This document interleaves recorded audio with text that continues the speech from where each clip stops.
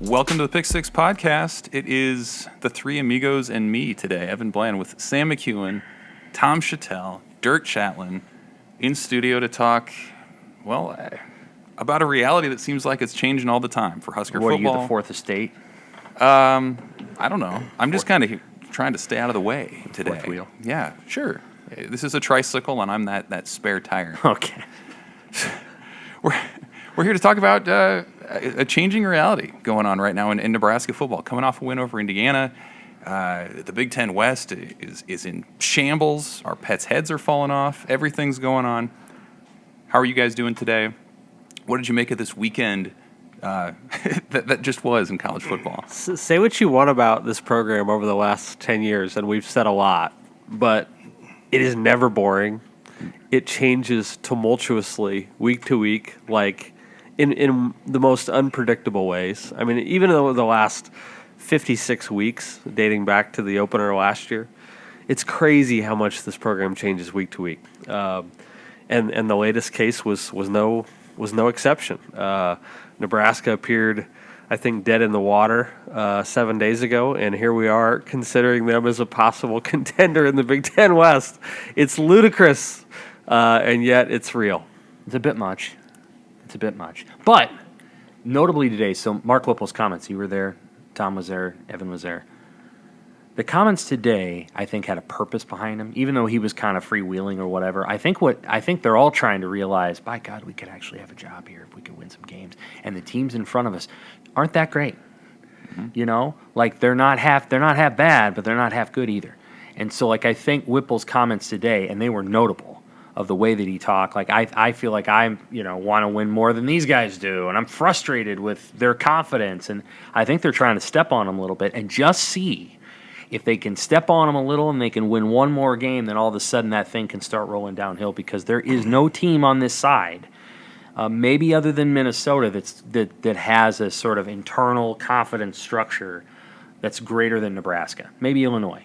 But you just get the sense that something is unpredictable here, that Nebraska's been so predictably screwed up for so long that maybe there's just a tiny window if they win this weekend where something goes really haywire. And it may not be a good thing long term. I don't know if going 7-5 this year is good for Nebraska over the next 10 years. I'm just saying it's possible. Well, and Sam, what I love about it, and this is, the beauty of sports, and we see it all the time, there are so often teams that don't make sense why they're winning, and they just keep winning. Michigan State last year. Michigan State. Yeah. Iowa in 2015. Yeah. Northwestern, 2 years ago? Every year. Northwestern every other year. This is just sports. This happens. A team sort of catches fire. They catch a little bit of belief. They find a little bit of an identity, and pretty soon they've won 4 games in a row. I mean, the Kansas Jayhawks are undefeated with College game day. Like, stuff happens that's not supposed to happen. Why can't it happen for Nebraska just once? Hi. I like this story a lot. I like this coaching. I like the head coach. I like what's going on. There's a developing situation right now. I don't know where it's going. It may end. It may hit the brick wall Friday night in Jersey. I don't know. But Scott Frost was such a show and drama that it became stale. Really, you knew every week, okay, this is going to be a long, slow crawl, nothing to the losing season, and we're going to get nothing every week, and they're all going to feel bad. They're all going to feel bad. Mickey Joseph is an adult, and the adults are in the room, and the press conference. Casey Thompson sounded like an adult. Yeah. Giving the injuries, I like him. the back and forth, the screaming on the sidelines, and yet they do it knowing that they have confidence in the coaches and that we're all adults here. We might let out some steam. It's not personal. Go do your job. It's a whole different feel right now. Can it last? I don't know. But today, with not only Whipple who says, "Hey, I'm not going to be here next year." I know, but he's not. He told me that. He said, "Yeah, I'm probably gone." Because that's all these guys are trying. I mean, they asked Bill Bush about having his family out there. First thing that's come to his head is his family. He starts crying. Yeah, and he's talking about I know what happened there. That question hit him right in the heart like an arrow. His family's followed him everywhere. Yeah. And it's all about, when you're a coach, it's all about you and all about the next job. And now they got to pick up and they got to move again, probably. So he's crying about that. He's got me. It's raw emotion, man. We're seeing it. And the players played their ass off. They showed something we haven't seen. They really did play hard. I mean, for guys who couldn't Not always tackle, well. all of a sudden now they can kind of tackle. How'd that happen? So They did play hard. it's a developing situation. It's like, okay, we don't know where it's going, but they're going to Purdue next week. They sold that game out in August. It's a night game now. Yeah. They'll be ready. Yay. And they might lose to Maryland this week, and they might really be ready. Right. Nebraska walks in there going, all right, let's go for it. So just I totally agree with what you guys are saying, and Tom's comments are appropriate. To me, it boils down to this. The charm of it is this. Nebraska is always supposed to win. Even when they're bad, Nebraska's supposed to win. Right now, Nebraska's not supposed to win. Like, I think everybody's realizing, hey, this is kind of fun. We're not supposed to win, right? We talked about this last week. Yes. You brought it up last week, the identity of the underdog. Yep. That's not Nebraska. But what if it is? Yeah, this year it might work for him just long enough to make this interesting. And I think Mickey, in the back of his mind, and Trev Alberts has given him positive reinforcement, there's no doubt about that, where I think Mickey feels like, man, if I can just get to 6, I might be your head coach next year. And he's not the only one thinking that. Like, That's right. I'm talking to fans and boosters who are thinking the same thing. They're like, boy, if Mickey can string it together, get some momentum, I think people are really rooting for him to be the guy. Even if maybe in their head they wonder if he's the guy. Right. Their heart is telling them, let's root for this guy and hope it happens. I get it. I totally agree with that. I don't think it's a number, though. I think it's how you play. Now, eventually, if you can beat Wisconsin and Iowa the last 2 games, then wow. But I think it's what's he done to the program, what's his impact, and is it every week? Is it consistent? Or next week, can we talking about, well, they laid an egg in Rutgers, so okay. But what if people start falling through? What if they turn him down? And he comes down to the bottom of the list where, I guess I should hire him, but I'm not really into it. And then you got Mickey sitting there. Yeah. What if Matt Campbell, the great, goes 7-5? I mean, Matt Campbell would come to Nebraska. You already know that. I know. You know that. But would you take him over Mickey if he's 7-5? Oh, that's a good question. I don't. That's what I'm saying. You probably, Depends on Mickey's You probably record, would right? because he's been a head coach. He's built something in Iowa State. Yeah. But again, he's already lost 2. He's probably going to lose some more. So no question. I mean, it's an interesting situation, but Put it this way. People really like this team right now. Yeah. absolutely. I'm not do. sure they would have said that 7 days ago, but people who went to the game Saturday night, and I was not one of them, Right. people who went to the game Saturday night came home and they said, man, that was a lot of fun. Mm-hmm. They really did, And right? it wasn't just about the winning; it was about how they did it, and that's amazing in itself. That he's taken this team that was Oklahoma and Georgia Southern was, how are we going to lose this one?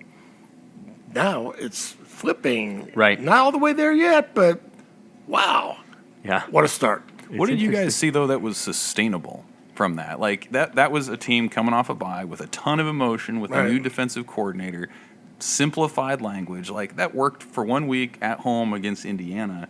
What did you guys see in that game that could endure and maybe mark some success the rest of the way? Pounding my fist, hit it, keep hitting hard, keep flying around. Whatever Ty Robinson, whatever he had for dinner, give it to him again. I mean, you get these guys playing like that, and at some point, the best seasons are when the players take over the team. They grab the wheel of the car, they drive. The head coach is in the front seat, riding shotgun. He's giving directions, but the players make it work. That's what you got to do. Now, how good are the players? When you start playing, you're playing Minnesota, you're at Purdue. Here comes Burt in Illinois. I mean, when all these things start happening, you go to Michigan, okay, but you're still playing hard. You're still playing with the purpose. I don't know. I mean, right now it's just fun to see it did something different. Well, what's portable is that Whipple's offensive scheme, and he said it again a little bit today, is you can they missed a couple of touchdowns during the game, and he's arrogant, and that I mean that as a kind. Mark Whipple thinks that he can score 60 points every game. Like the way that they design their offense, we're not going to get into the weeds, but the bottom line is that they got a deep throw on pretty much every play, and he wants to air it out. He wants to go deep. I think Casey Thompson's getting better at doing that. The reality is you can go into an offense every single week and say, we're going to throw the ball 45 times today, and we're going to throw it deep about 12 times, and maybe we'll hit 5 of them, and maybe we'll score this many points. That is technically portable. It's also dangerous. I mean, you can get in a game where you throw 4 picks and you lose the game. But Mark Whipple is very aggressive, and he's very confident. And so I think those things are sustainable in the sense that you know that he's not really going to change that. The defensive effort is probably portable. There's going to be games where they play, like Michigan, where it's going to be punishing, more punishing than it was against Indiana. So we'll see. But, I think they have – I was talking to a colleague today about this. The truth is, if you look at Nebraska's players, they don't have any less talent than pretty much every team they're going to play from here on out, with the exception of Michigan. And I include Wisconsin and Iowa in that because Wisconsin and Iowa didn't add any talent to their team. They basically didn't play in the portal at all. They chose not to do that. And honestly, as I look at those two teams, they're talent deficient. They don't have as many good players as they should because they didn't add anybody, but guys left. And I think Wisconsin added a UCLA corner. Well, Nebraska's added players. Maybe it's a little mismatched parts, but they're talent. Trey Palmer's talented, and Casey Thompson's talented. Trey Palmer's better than any receiver on Wisconsin and Iowa's team, and Nebraska did not recruit him out of high school. So I think it's little things like that. They have the talent. It's just a question of whether it coalesces. And as Whipple was talking about today, I think he thinks that they have a deficit of belief. Like they're just uncertain of themselves. Yeah, I'm sure they are. Why wouldn't they be? That's actually how I feel too. I don't think what we saw Saturday night was overwhelming enough to think that Nebraska is going to run off 5 in a row or something like that. But at some point, when good teams become good teams, the sum exceeds the sum of the parts. And the whole exceeds the sum of the parts. And I think Nebraska has a chance to do that in part because of the intangible forces, the adversity they've been through, the new leadership, the positive momentum that hopefully can come together. I don't think they're necessarily going to play well every week, but I'm not sure they have to play well every week. I think they just have to avoid clunkers and avoid, as Sam mentioned, a bunch of negative plays. I mean, you look at why they won that game. The pump block for a touchdown is why they won the game. I mean, I really don't think Nebraska wins the game without that play. Right.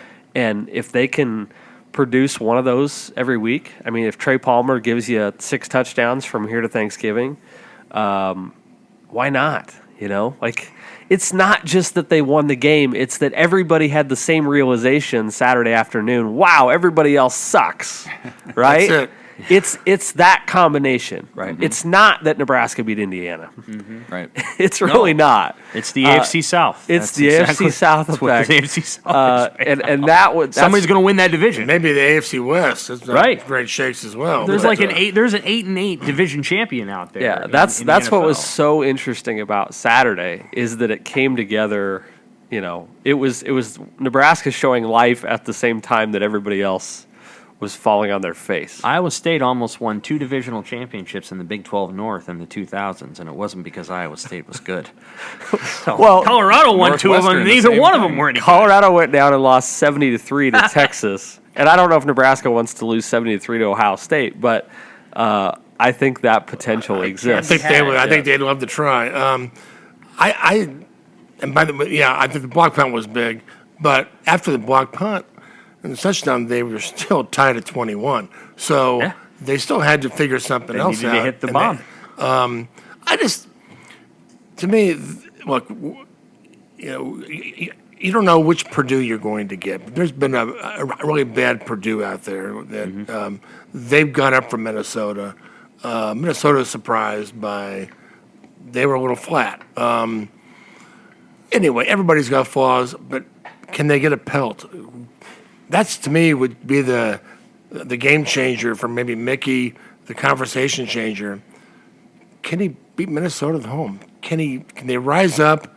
Okay, Michigan, that's asking a lot, but Michigan isn't going to get up every week, and that they're going to look at that game like, who cares about this?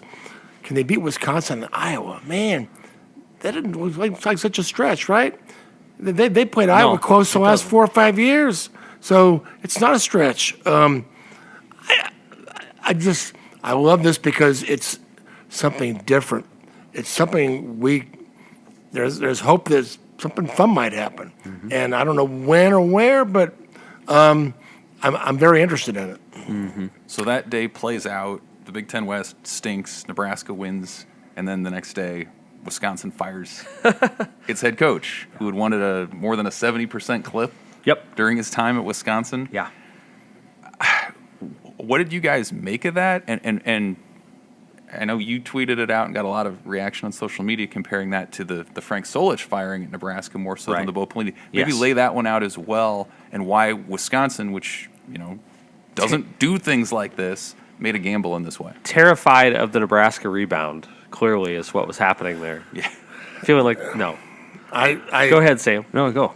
I just talked to somebody that I won't reveal his name, but knows Wisconsin very well, and Sean Eichhorst? was very not even close. But anyway, his former Badger was very disappointed that it happened, and his take was they're worried about losing the coordinator Jim Leonard, and to which I said, well. Yeah, but isn't it easier to hire if you let Chris go all the way and then fire him at the end? Because now you might see Leonard's not very good at game management, and this and that. Maybe he loses some games that you want to hire him. And this guy said, well, they just blame it on Chris, but he thinks they're going to hire Leonard, and then that's going to be it. That's why they did this. Yeah. So interesting approach, but again, If Nebraska had hired Bo in 2003, right. right after that season, I feel confident that many Nebraska fans would have been like, okay, yeah, we'll go with that.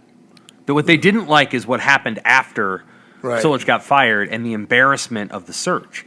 But if what they had done is said, we're going to fire Frank, and we see in Bo the future, even though I think we would all agree Bo would not have been good then either, or good fit.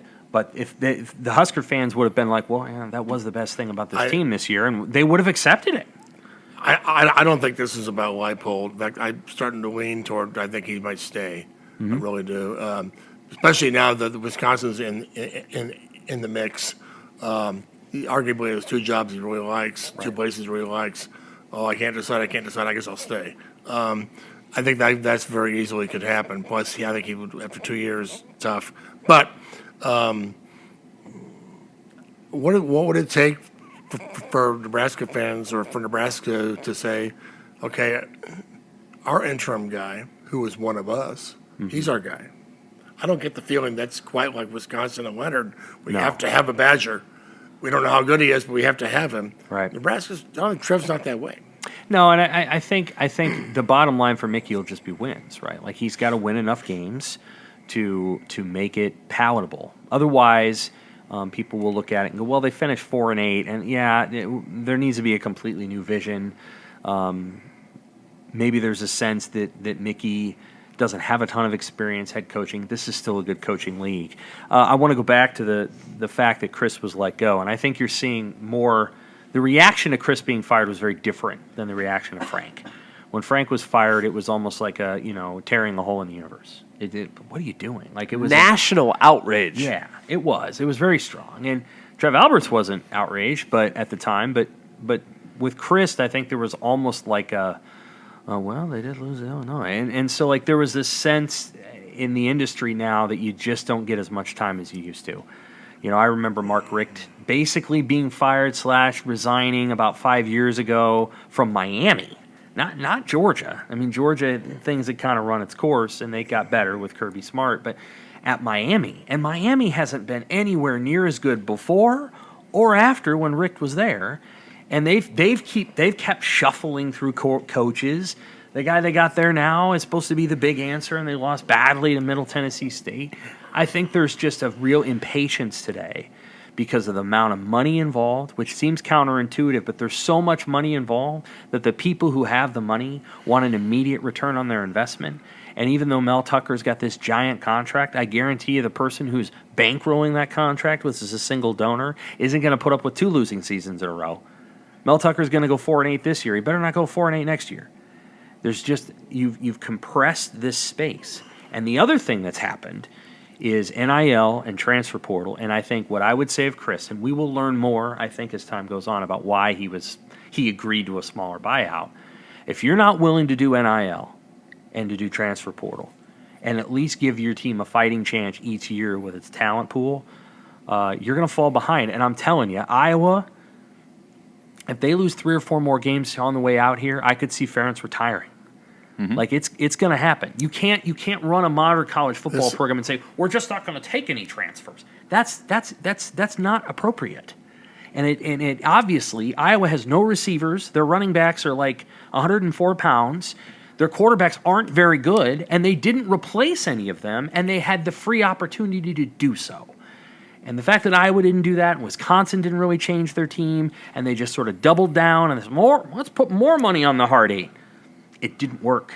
And Look at the whole Big Ten West right now. Yeah. This is a very important hire for Nebraska. It is. I mean, there are people who still think Jeff Brum is going to go to Louisville. They turned it down early, just like Leipold. I'm just starting to build here. I can't leave now. But now they're saying he would leave. Regardless, the division is not very impressive, and it's not. It's in flux. But it'll disappear in 2 years. It will. It'll be gone. But I think It'd be a 16 it's a team. very important hire, though, for Nebraska to get in that top 5. Yeah. If that's how many the Big Ten gets in the playoff. Who knows? And the idea that there's a division right now, it's going to be gone in 2 years. Yeah, but generally you're still going to play the same teams. Yes. Generally, Nebraska's still going to play Minnesota and Wisconsin more than they're going to play Rutgers and Penn State. Yes. maybe. I think they will play one of those 2 teams more, but I think they'll also play USC and UCLA more. One of those. My point is that there is no, in 2 years' time, what Wisconsin had been doing for the last 7 years will be, it won't matter, because Wisconsin will finish 6th in that league if they keep being who they are. And I think their idea is if we're going to win championships, we will no longer have a division of average, off-brand crayons to be able to beat. We'll have to find a way to beat the very best teams in our league, or we won't be there. And so Nebraska needs to take heed of this too. 7-5 will get you 8th in the Big Ten. How dare in you? 2 years. How dare you insult Autumn Beige like that? It's really 2 years. It's 7-5 gets you 8th. It doesn't get you 2nd in the Big Ten West. It gets you 8th overall. It's really interesting how it's become more like corporate America, where it doesn't matter what corporation you're the head of. If you have a bad year, your board might say, okay, but a second bad year and you're out. That's right. It doesn't matter how much equity you built up.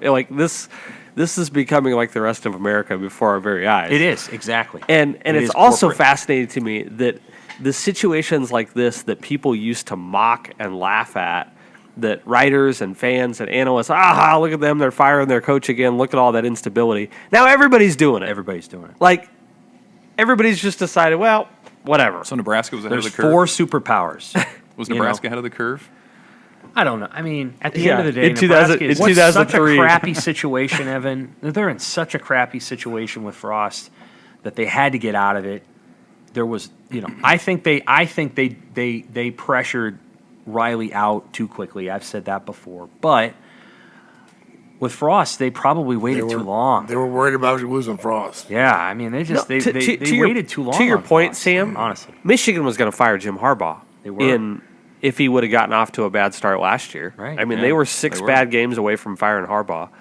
Ohio State, you think they're going to tolerate, a year and a half of bad Ryan Day if that goes? No way. They're going to cut him loose faster than The money doesn't mean anything anymore. I become think the- that's one of the lessons. It's like, well, the buyout prevents it. Buyout prevents nothing.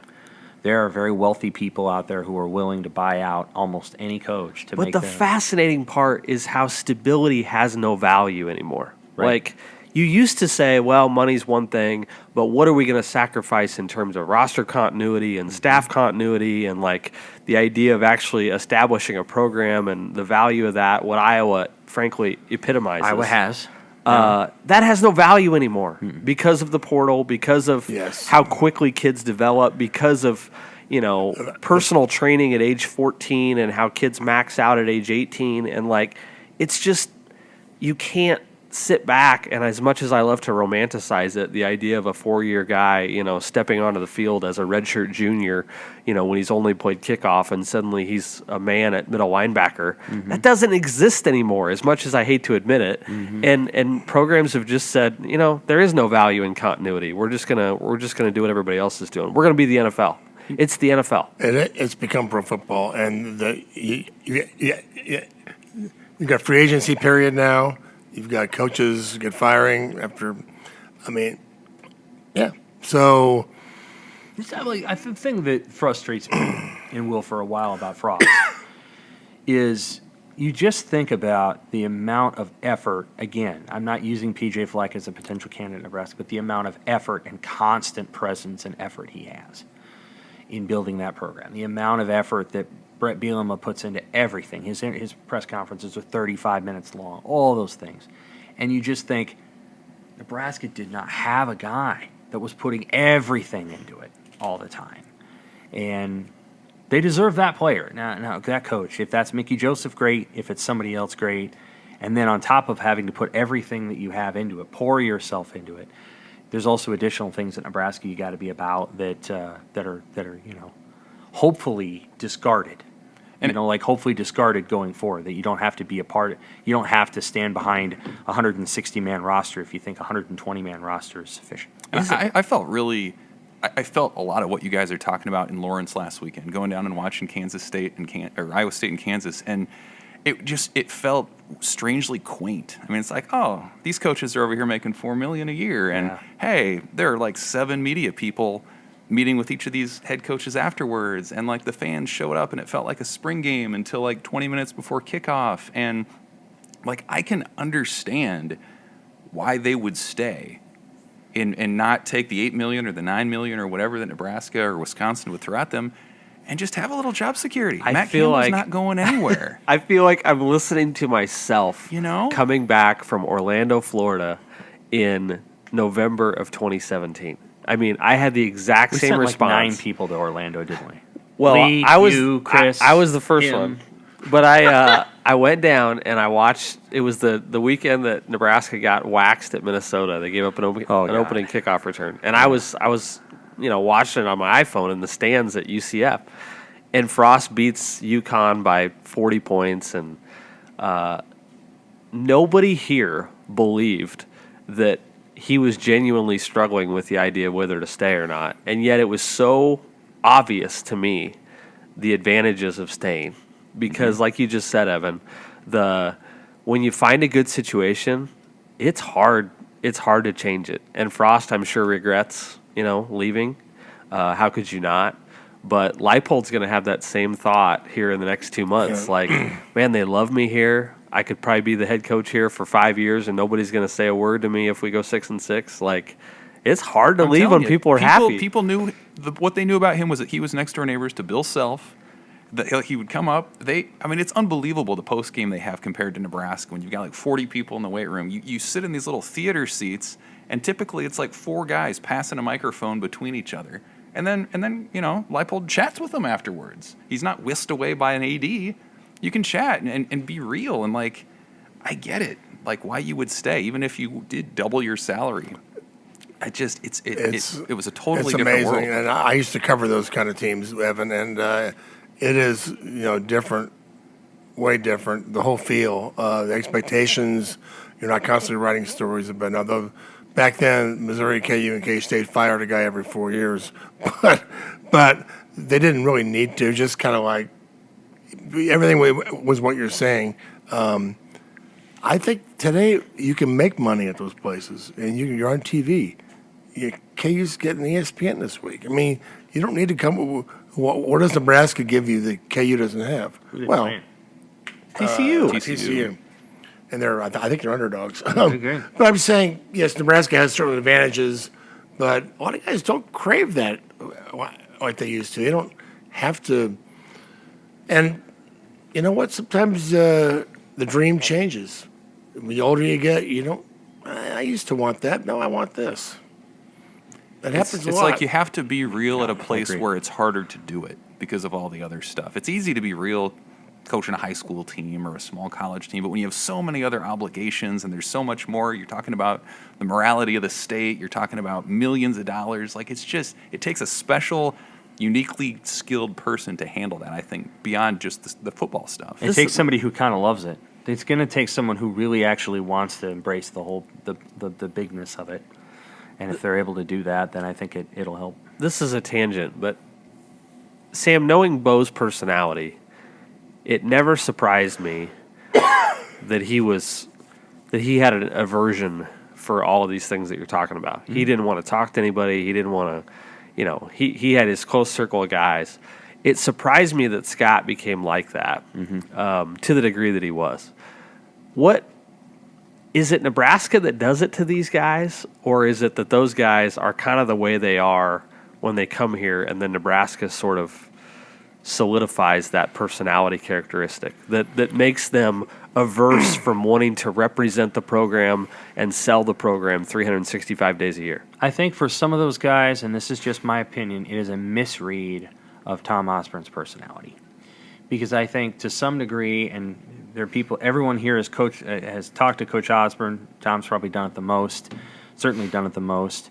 There's a sense of, with Coach Osborne, of like, it's like he hated it, and like he didn't like that part of it, and he resented it, and he resented the pressure, and he resented this. But I think his ego was big enough and healthy enough that he actually kind of loved it. He loved having the last word, and sometimes the last word was a national championship. And so I think it was a misread of his personality. And so I think people would borrow this resentment they thought he had. And if you really think about T.O., you think about he retired and he became a congressman. He then stopped being a congressman. He went and worked for Creighton. And then he stopped working for Creighton and he became the AD at Nebraska. Like, the guy loved the spotlight. And he says yes to every public speaking engagement. Then he went to the college football playoff committee. Like, come on. Like, he actually was the all-day guy that did it the right way. And I think people misread it, though. And they're like, my role in this job is to feel a little beleaguered and a little overwhelmed and a little frustrated. And Frank was treated poorly. And embittered. Yes. Embittered. And I just think Bo borrowed it too much, but Bo owns that himself. Everybody knows who Bo is.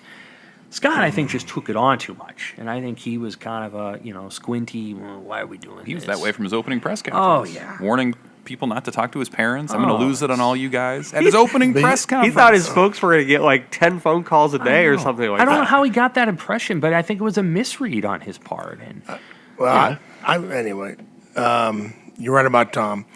Tom just he wanted you to know that, I don't like this, even though I'll do it. Well, but he did like it. But he wanted you to think that, maybe I'm going to feel sorry for you, or I'm going to, he's going to carry this burden. And, before every press conference, whether it was the Sky Riders or the weekly Tuesday press conference, well, here we are again, after 2 questions. Is that it? Well, I can't imagine there's anything else to ask. And then when we'd go to practice, there'd be 3 of us. We, Eric Olson, Ken Hamilton, maybe I would show up. That's it. And, well, we just got done talking, didn't we? What else you got? And he would do one-on-ones for an hour and be fine. And then he'd go jog around. But he had to let you know, it's just so much. Yeah. There were 2 Bo Pellinis. There was one that if you made the effort to get to know him, he would talk to you wouldn't give you great stuff, but he'd give you good stuff. Yeah. But he didn't like the whole thing in Nebraska. He didn't want to be part of it. I think You know what I mean? But I'm just saying. But he would talk to you, but he didn't want to. He didn't want to do with the He'd turn on you. that recruiting stuff. But his personality was not right for that.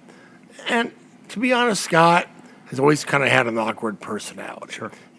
Not, I want to awkward socially, maybe the wrong.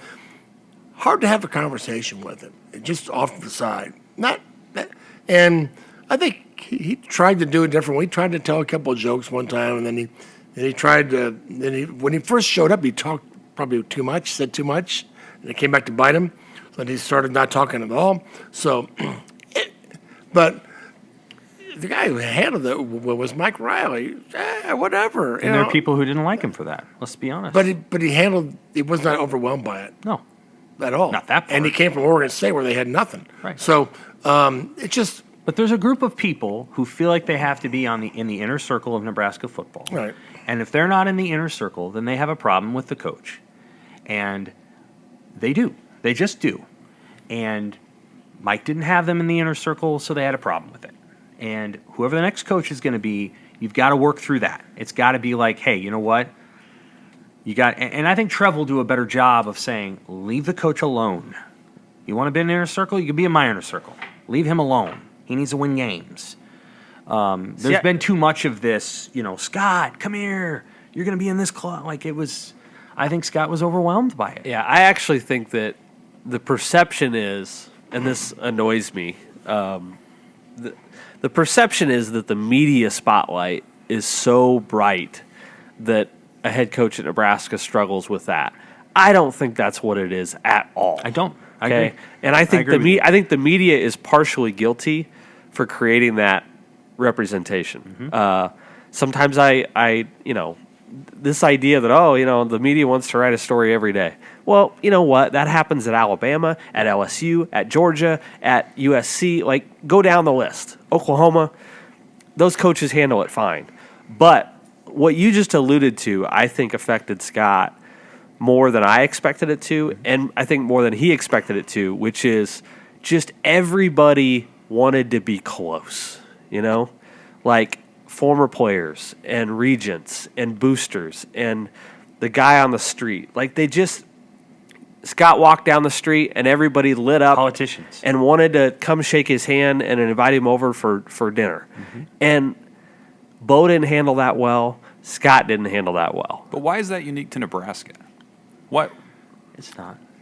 I mean, who's comparable to that? Auburn maybe would be a school that would be comparable to that. I think the biggest challenge at Nebraska is that there is this standard that was set by one guy, and that guy was unique and not only ran the football program a certain way, but had a very specific kind of personality, a Jimmy Stewart-esque personality that put up with people. Even though he grumbled, he just put up with people endlessly. And I just think that the expectation from there is, well, we want everybody to act like this. We want everybody to be a father, open up his arms and every, wayward soul of Husker football comes in for a chat. Like I just think it's a high standard to set, and I think there were coaches that misread it. And, let's be honest too. Bo was way more out there than Scott was. Bo had a foundation and a charity, and we don't need to get into that. But, Bo did stuff. Bo did speaking engagements. There were guys up here talking to churches in the off-season about football. John Papuchis getting in an argument with some guy at the Big Red Breakfast. All that ended under Bo because he didn't like it, but it never kick-started again. Scott did it for a couple of different times. He talked to 27 people in Kearney. It's an open public event. Someone reports something that he says about Luke McCaffrey. Christian McCaffrey, who doesn't know anything, gets mad, and then Scott doesn't ever want to do it again. And is like, I'm not going to talk to anybody again. How I got burned. I'm like, you're in public. But I think so. Those kind of things, just like he Adults. was just the media stuff, though, Scott, I think he believed that because I was at that thing in Kearney that you're talking about, and he was having an open dialogue with fans. It felt like he was trying to give a toast and kind of joking a little bit as the best man. And he's like, I see some media people out here. I'd really love to tell you guys what I really think, but, they're here right now. And I just think that part weighed on him. Oh, woe is us. I mean, there's Certainly, like 30 people there. the baggage that he carried from being a player here, that never went away. You know, it's I remember writing this a long time ago that, there's, I can't believe the former players, there don't seem to be any former players doing anything in Nebraska. Nobody owns a steakhouse or a sports bar. Nobody's on the radio or TV. There's not a sportscaster who's a former Husker, like maybe Len Dawson in Kansas City or you go down the list, St. Louis, whatever. I just can't believe that these guys don't get involved. And You wrote that way back when. I take it back. I take all those words back. Now everybody's got a radio show. Everybody's got a podcast. Everybody's got an opinion. And I don't think Scott handled that very well. I think he thought he was going to control the masses or the former player, and you can't do that. And he wasn't always popular as a player when he played here. And so if you're not going to win, they're going to bring that up. And but again, I think he got a little too caught up in some of that stuff, and you can't do that. But it's an interesting place because there are now a million radio shows, a million opinions out there, all on Twitter, and they're all poking a stick. Yeah. They're all pushing a button to see what they can get out of you. And the next head coach might have to have Trev run interference. There's a Nebraska alumni group, right, or a players group. I don't know if they can control they probably can't, but it's a big boy job for that. You've got to be able to, okay, the noise is over here. That's fine. I'm doing my job. Well, and I would come back to an obvious point, but it sure would help to have somebody who's been through that somewhere else, right? Lance Leipold does not. I'm not arguing for He Lance just Leipold. hasn't, right. I'm not saying I'm saying Neither's Matt Campbell. Who has? I'm saying Bo struggled with that. Scott struggled with that. Personal feelings, for Mike Riley are irrelevant, but he sort of understood it better than most, And right? he it's because he was a nice guy. Right. I'm He just put up with it. not saying he'd had a ton of experience under the spotlight, but Well, let's talk about one reason that Mike took the but job. one thing that Nebraska might want to look at is have you been in this thing before? Right. Have you been in the pressure Right. cooker before? I think Mickey is kind of interesting there. I think he might be able to handle it. I don't know, but I think he's got a certain level of respect from some players that I don't think Scott did, and I'm just sitting. I'm going to sit back and watch it, but I think that's interesting. Well, Mickey, I think, would be an interesting fit if he gets to do it his way. You're not going to be able to, over the course of 4 years, just say it's on me every single time something goes wrong, and then not have a reporter eventually go, okay, so this has happened 5 times in a row, and it's on you. So, but That's what Bo used to do. I know. No, I'm Eventually- saying it gets old. Yeah, Like, it gets old. I want to go back to one of the reasons Mike took the job, and this is, I think, relevant to Wisconsin. Nebraska has resources, and I know one of the things that Mike was frustrated about at Oregon State is they wouldn't give him a friggin' locker room. They just wouldn't give it to him. And they finally did get it, built after he left. The reality is Wisconsin, if we're talking about Wisconsin, is kind of cheap. They're tight with their money. And all the way down to, can you take a smaller buyout? Like, come on, really? You don't have the money scrounging around? You haven't fired a men's football or a basketball coach for 30 years. You don't have the money? Nebraska's done it like You 12 don't have times. you don't have the money to give him? Like, we don't have the money. We don't have it. I mean, we haven't fired anybody since, some guy that nobody even remembers, but we don't have the money. Like, come on. So they're kind of cheap. And like their stadium, which they kind of redid part of it, but that place is a dump. It's a horrible dump. And Nebraska's not like that. Like, Nebraska will pay the money. I still like RC Cola. Yeah, that's fine. It's the But other you know side what of the I curtain mean? out there, yeah. One of the things that I think is appealing about Nebraska is that they're going to have a brand new building. I was in a athletic administrator's office today. They have nice offices. It's still a cool place. You eat like a king. The players eat well. I heard this is an interesting story. So when a player transferred to Nebraska from a Nike school in the offseason, they went down to the trainer's room, and the trainer, Jay Terry, gave this player a stack of gear, Adidas gear. And the player said, "This is all mine?" And they're like, "Well, yeah. What do you think?" And he's like, "Well, I never got this much in 4 years at this other school." And that's because Nebraska's swimming in money. And so, there's ways that you can get kids to come. You have the best academic advisors. You have chefs that could work at 3-star restaurants. They have a lot of those things. And I'm telling you, Wisconsin is a spendthrift. They don't do it. Their stadium is ancient and scary.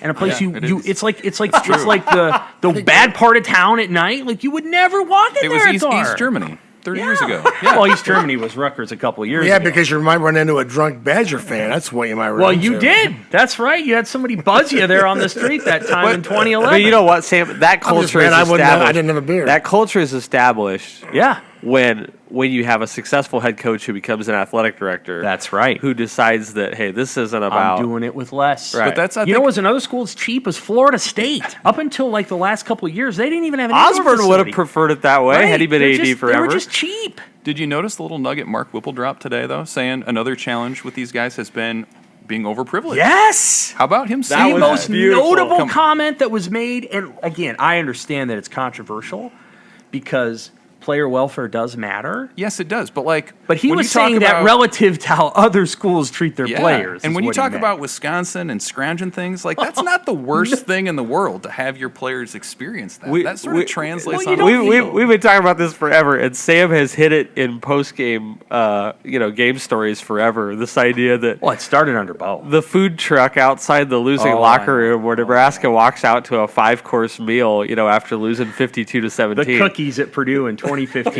They had a literal staff member there to cover the cookies from the sprinkling rain. Don't do anything with the cookies. You can't win. You can't stop Purdue from scoring 55 points. But there's literally a person who covers the cookies and then hands out the cookies. And then after Wisconsin in 2014, players don't want to talk. They got their hooded sweatshirts pulled up. But there's people literally in their face. Do you want a pizza box? Do you want a sandwich? Take your sandwich.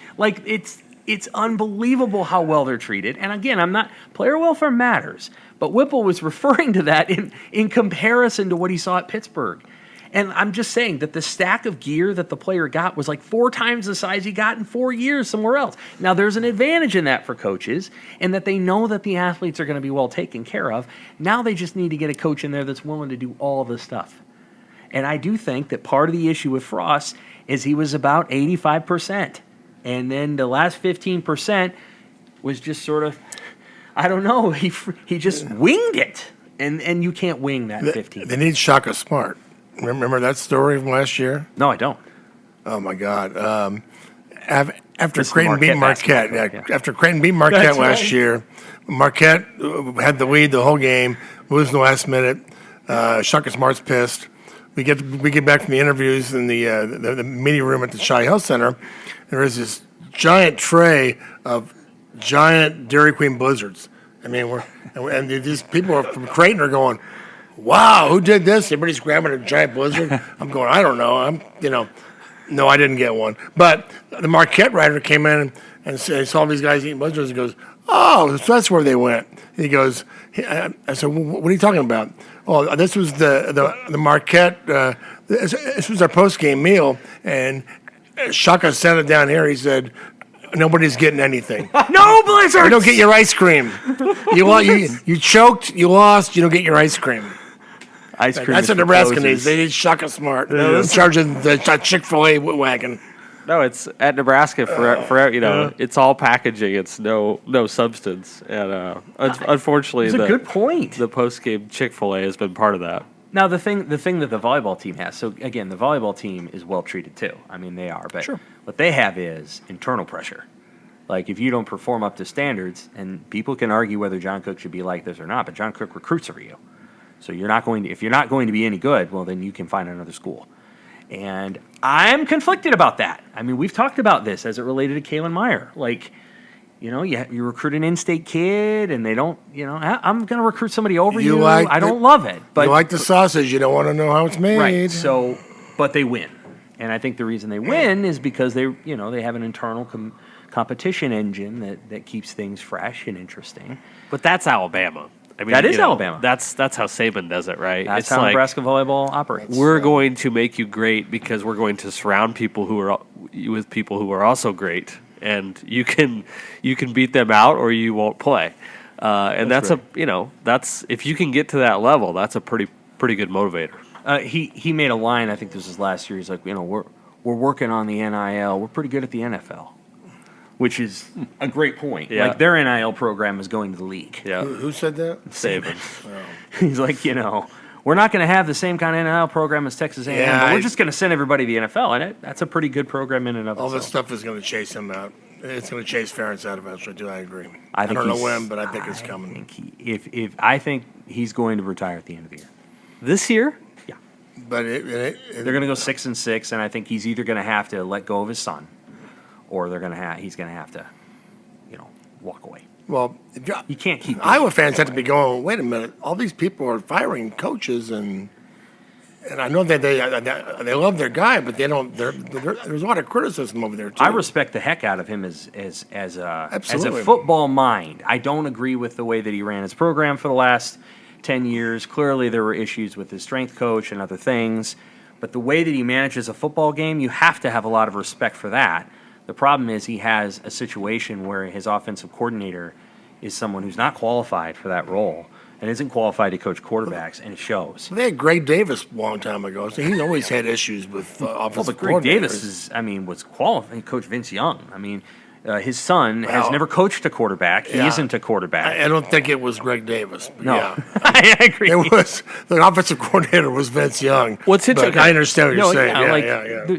There's an interesting parallel that I'm probably stretching beyond where it should go, but back 20 years ago in high school basketball, there was a massive generational change in coaching because the old guys used to work, they'd work from August to March, and then they would have time off. And what happened was in the 2000s, when recruiting became a big thing in high school basketball, you either had to be in on that and do it 12 months a year, or you had to get out. And so you saw all the old guys, with the exception of a few, Doug Woodard, Tim Cannon, they got out, right?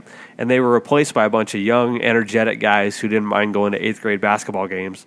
And so I think I could see a similar thing happening in college football, where the roster acquisition phase is so laborious and frankly tiresome that I think the old guys are going to get out, and even some of the young guys are going to get out, and they're going to be replaced by guys like Mickey Joseph, who love doing it, right? Who really crave that relationship phase and going out and finding the next big thing, even if he's on some other team's roster right now. So Mickey might be a little bit ahead of his time when it comes to being a college football head coach because. I think as we move through this NIL and transfer era, his skills are going to be in greater demand from a head coaching standpoint. Yeah, That's a good point. The NIL thing is really interesting. We're going to see Creighton opening up a new sports bar in the Capital District. It's a Mike Miller, the NBA player. He's got two of these places. It's going to be called Let It Fly, and I'm not breaking any news here. I think a lot of people know about this, but it's going to be NIL based, and they're going to invite players into the bar to hang out with people, who then and they will get paid by their NIL people to do that. That's going to happen also when I believe downtown Lincoln is going to get a similar place. I think the radio station is talking about doing that. There's a. And I don't know if it's NIL, but these things are going to start popping We'll have up. more on that in the next 2-3 weeks. And I don't mean to. No, you're not. But I will say Greg McDermott is not a big. He likes the NIL. He wants his players to get, but he's old school too. But he's learning you got to adjust. And I think I agree. I think a guy like Mickey Joseph is going to fit in. That's actually a good point. Both of them, really. But I really hadn't thought of it that way, but I think that'll be part of the that's a good point. interview process. No, just I mean, and granted, Kirk Ferentz has skills that Mickey Joseph doesn't have. He does. Okay, but He knows the value of a punt. a good The pooch full punt value.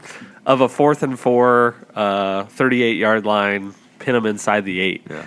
But do you want to recruit against Mickey Joseph? No, Not really. I don't want to. No.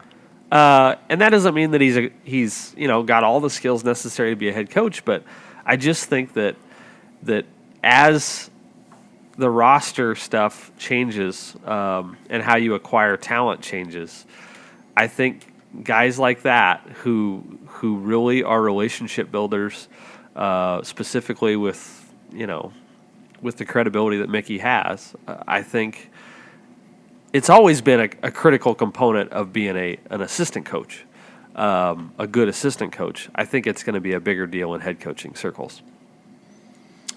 You think Nebraska wins this week? I do. Yeah. I think they do. Ready to go out to New York? Yeah, we're gonna hang out at Central Park. Sure. Maybe. Yeah, we'll go there. If we get there Throw in the time. frisbee around. Yeah, there we go. I think so. I think some Play of some what was Rolf. what they showed Saturday. I think some of that's portable. They carry on, so to speak. Rutgers is sort of the anti-Indiana a little bit. Can't move the ball. Decent defense. It's another game you got to have. And it's such a fascinating evaluation, right? Because it's not just how does Nebraska do, but how do they do in the context of their division and their peers. I think they get it done. What do you think? Sure. I don't know. I really don't know. I think I don't know either. I think Rutgers is gonna be a very different kind of opponent. They'll run the ball a lot. I think Nebraska's going to be tested that way. What is the most interesting Nebraska at Rutgers game so far? The one in 2 years ago? Yeah, Oh, 2 come years ago. on. Nobody was in the stands. It was December 20th. I'll never forget. Well, no, you said the game. The game was really interesting. I'll never forget that experience. 4 Martinez turnovers. They come back and Ever. win it anyway. There wasn't anybody in the stadium. There's police officers and multiple German shepherds at the front gate. Felt like a war-torn situation. The one with And that's all there was. And then the press box was open, and it's 9 degrees, and we're all sort of just in there freezing, and we're eating our Jersey Mikes, which was fitting. Go down the two doors. The box is in there. Get the box. Come back here. It was just. Bill Moose wasn't there. there Garrett haven't been that Classic. many, Dirk. I mean, I would read an entire book dedicated to Sam McKewon, Tom Shatel, and Evan Bland telling stories from the road. And I've been part of half of those. You've been but, part of some but, of them. But my memory is a little bit weaker than yours when it comes to the details. You've been part of some of them. I think the beginning of the book would be driving from Chicago to Omaha with that air conditioning, with that's the right. windows down. Late July. Yeah. That was awful. Where did we stop? You remember the town we stopped to get food? Oh, yeah. A DeKalb, That's right. home of the Northern Illinois, who came back and got Sean Eichhorst fired. I'm pretty sure all we did was get out of the car so we could air out. It was like a dog hanging out. The windows were down, and it was no cooler. So all it meant was it was quiet because no one could talk because the wind of the interstate was going. So we all just kind of sat there like baked zombies. That's right. This segment of the podcast is dedicated to all you 21-year-old college students who want to be sports writers someday. Okay. All right. How we doing? We'll wrap it up. We're All off right. to Piscataway this weekend. Nebraska continues. The storylines abound. For Dirk, for Tom, for Sam, I'm Evan. Thanks for listening to the Pick Six Podcast. All right.